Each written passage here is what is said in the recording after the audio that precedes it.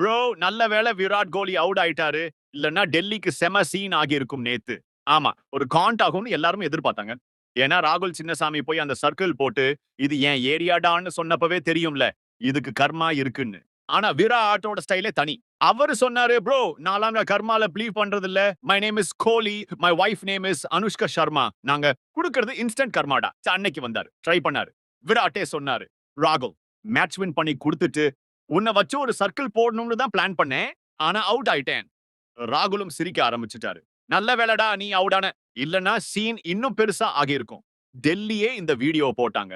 Social மீடியால பசங்க செம்மையா ஓட்டிட்டே இருக்கிறாங்க. சத்தியமா விராட் நின்னு இருந்தாருன்னா, சினிமா வேற லெவல்ல இருந்திருக்கும் மச்சி. அதுவும் பெரிய சினிமாவா?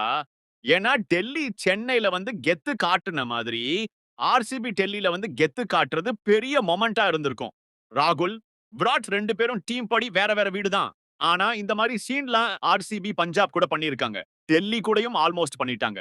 ஆனா இதுல ஒரு நல்ல விஷயம் என்னன்னா, விராட் இதையும் சொன்னாரு. இதெல்லாம் பண்ணிட்டு அப்புறம் உன்னை ஹக்கும் பண்ணியிருப்பேன்டா. அப்போதான் உலகத்துக்கு தெரியும் வந்து நம்ம பாண்ட் எவ்ளோ ஸ்ட்ராங்ன்னு.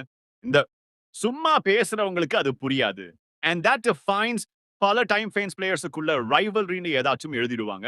பட் பிளேயர்ஸ்க்குள்ள ரெஸ்பெக்ட் இருக்கு. சோ ராகுலும் விராட்டும் ஒருத்தருக்கு ஒருத்தர் ரெஸ்பெக்ட் பண்றத பார்க்க குட்டா இருக்கு.